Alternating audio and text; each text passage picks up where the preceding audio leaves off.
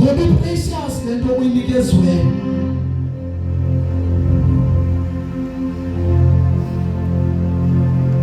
Hallelujah.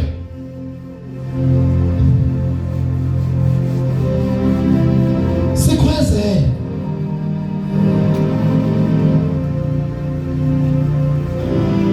ngoba wasinikezwa nguNkulunkulu and emnikezile nje uNkulunkulu ukunikezele ukuthi wena mawuqaqambe kwi-generation yakho,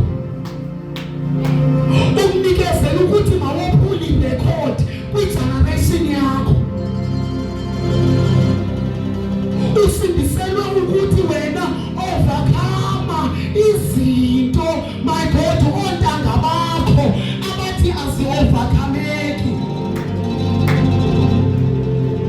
Usindiselwe wena ukuthi mawutyhile ubunyaniso bukaThixo ebantwini kontanga bakho esizweni.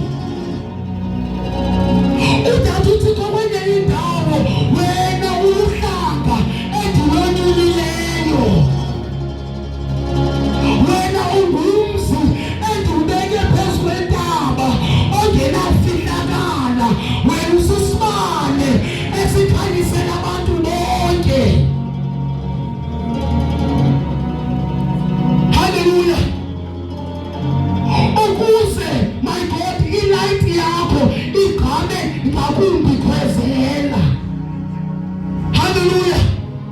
Khwezela nje kuphela. I promise you uyahambeka kubomi besalvation, ungumuntu omsha, ungajoli xa ukwazi ukhwezela ube nenyani.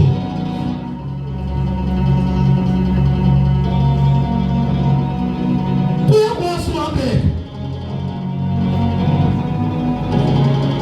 akukhathaliseki ukuthi yinto oyithetha kangaphi, ekohlula kangaphi, kodwa the more usithi eleke imane iphuma ikhuni, but wena umane ufake emlilweni, eleke imane iphuma umane ufake emlilweni, le bhizi phekwayo izawuthi ivuthwe.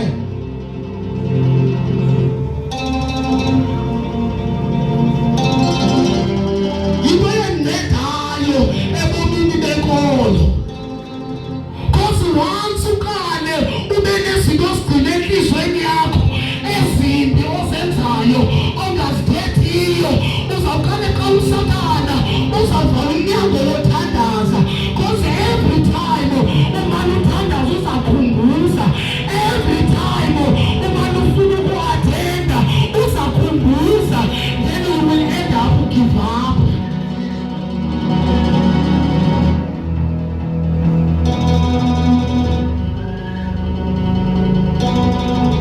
Khwezela,